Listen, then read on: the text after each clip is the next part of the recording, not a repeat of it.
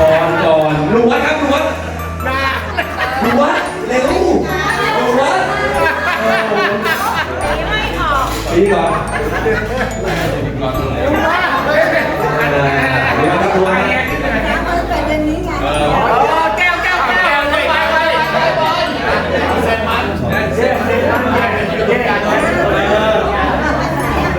คนก็เลยไม่ได้คนหล่อนั่นเลยนะถ้ามีคนหล่อไม่มีประคองเลยประคองเลยเหรอแล้วมาทำไมจี้เข้ามาดิ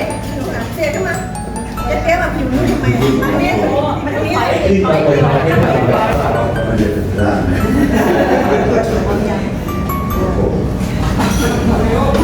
ชื่นชมน่าเลื่อมใสสวัสดีครับเราต้องสวัสดีเพราะว่าบางทีคนไทยช่วยดีครับจะใจเย็นรู้เนี่ยมันเกี่ยวเนี่ยมันที่เป็นมาแค่4 โมงกว่าก็วันนี้เป็นวันดีนะฮะเป็นวันที่เปิดพันสี่ชายสมชายชื่อว่าสมชายหรือสมชายเรื่องอาตมเป็นวันคล้ายวันสมชายเป็นคนที่เป็นคนทุกที่ฮะคนที่ปวดนะ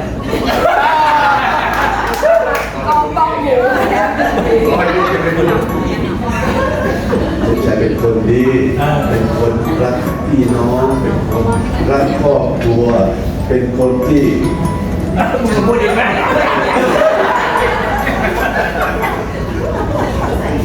เป็นคนที่รักไปหมดเป็นคนที่ผมขอพูดคำว่าน่าจุดเฉยน่ายกย่องที่สุดครับพบกันมากี่ปีนะมากกว่าผมมา37 นะรู้จักดีเป็นคนดีเพราะฉะนั้นคนดีผีไฟไม่คงดีครับก็ขอให้ในวันนี้เป็นวันที่คล้ายวันเกิดขอให้มีอะไรขอให้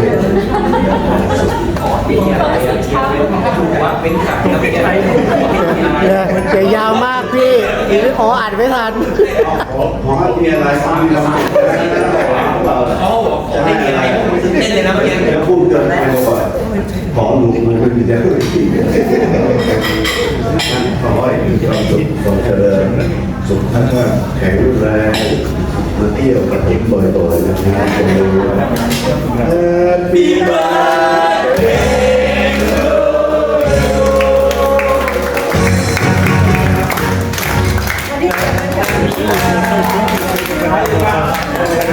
พิธีกรทำงานได้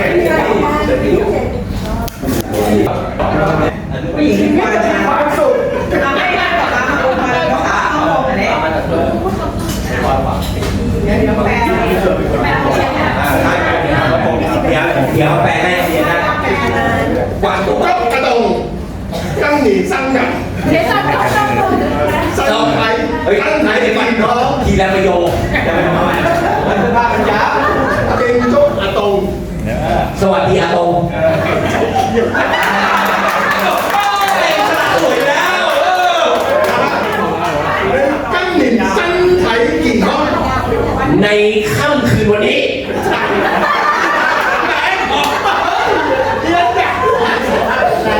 ในค่ำคืนวันนี้ขอให้อาตงสุขภาพแข็งแรงมีเรี่ยวมีแรง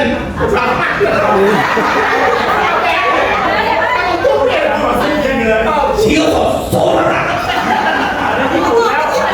ญี่ปุ่นแล้วมาซียืยีนานทีอายุยืนมากันแบบนี้บ่อยๆนะ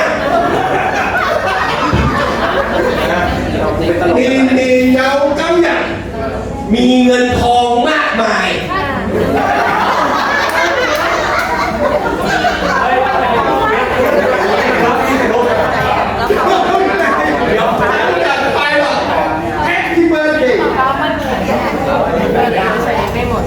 ร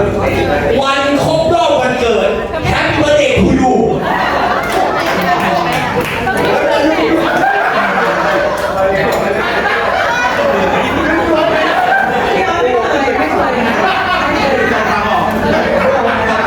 แต่มีอยู่ครั้งหนึ่งพี่ออได้มาบอกเลยว่ามีความรู้สึกว่าเสียใจแต่ว่ามีอะไรที่ต้องถามค่ะอยากจะโอนไม่รู้เหมือนกันรู้ผมทายแต่ไม่โอน โอเคครับ ทุกครั้งที่มาที่นี่เมื่อกี้ที่ลุงรักบอกนะว่าเราเหมือนพี่น้องนะก็โตมาจนว่าครอบครัวที่เราเป็นการันตีเลย อะไรวันนี้พาเมียใหม่มาเลยนะครอบครัวที่นี่ การบอกไงว่าถึงแม้จะไม่มีเมียเก่าแต่ก็มีเมียใหม่เมียเก่ามีไม่อดน้องนะ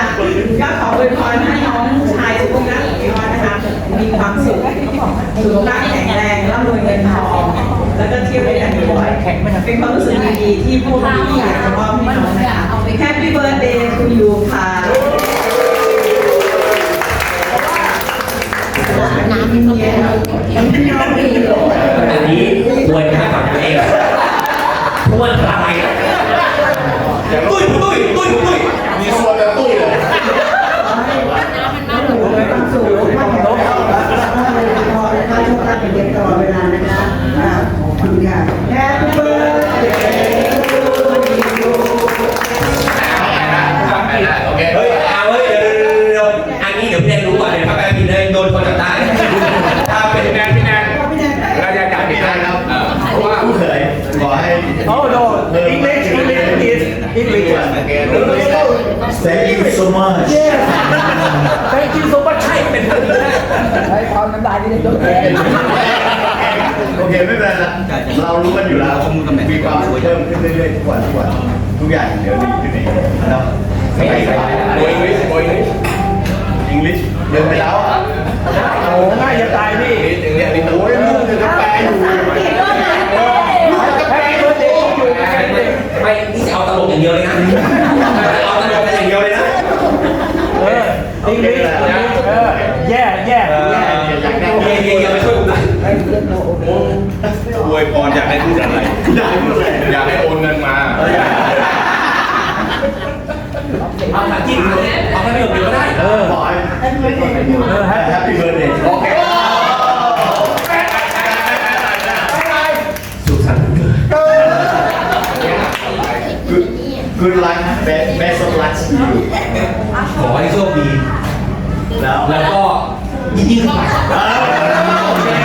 ไม่มีนะขึ้นทุกวันแค่นี้แหละไปไม่มีเลยไม่มีเลยไม่ใช่เพื่อนดีกว่า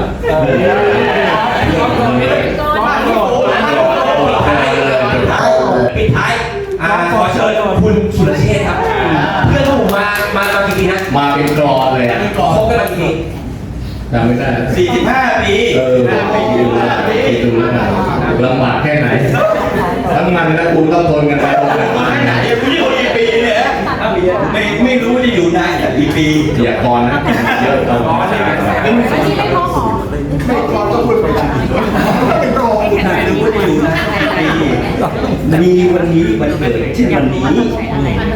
ขออวยพรวันเกิดให้เพื่อนพรดีๆคือคนที่มึงจะมีกูอยู่ตลอดไป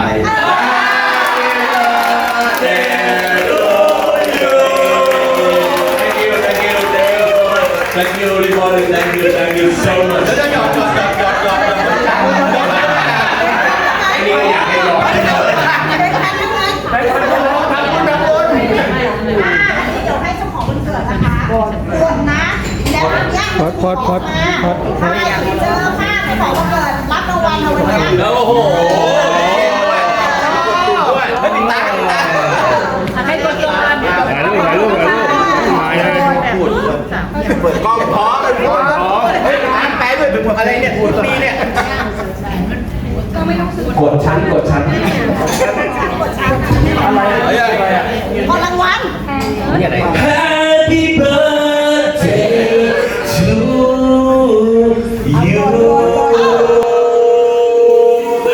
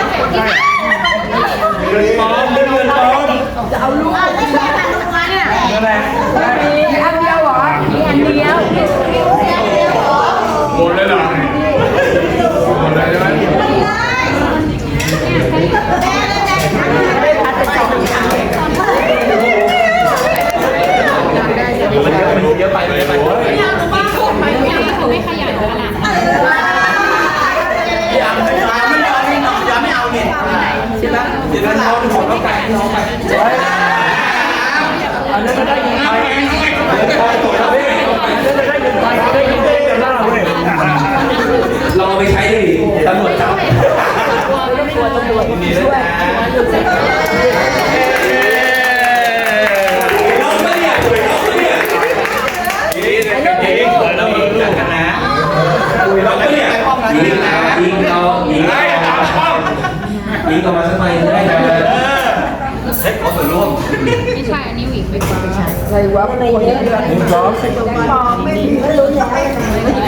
นี่นะถ้าอยากจะควักแล้วก็ให้เราทุกคน จะได้ไม่รู้สึกว่าคนนั้นแจกเลยวันนี้เงินไม่มีกระเป๋าก็ไม่มีตังค์ไม่มีเหลือเลยเบอร์บัญชีมาแล้วกันเบอร์บัญชีมาแล้วกันแกแล้วกันพี่หมูแกได้ไหมแกไม่ได้ไม่มีตังค์นี่เอขอบคุณทุกคนนะครับอันนี้พี่ชอบนะใครอยากพูดคุยกันใครอย่าหยอดทำบุญนะขอเรียนเชิญนะไม่หยอดแล้วเชิญไม่หยอดแล้วหยอดแล้วตอนนี้ไม่หยอดแล้วมีคนได้ผมก็ได้รู้ดีกว่าใช่ได้รู้ดีไงแม่บ้านถ่ายรูปโพสได้ไงเนี่ยเขาจะดูแต่จุ๊กนี่แหละ พอดมึงหลบไปไหนตีมึงหัวมึงกับบังนี่ตลอด ตอนนี้เล็กกว่าเดิมอีก นกเป็นจิกไปหรือเปล่า โอเค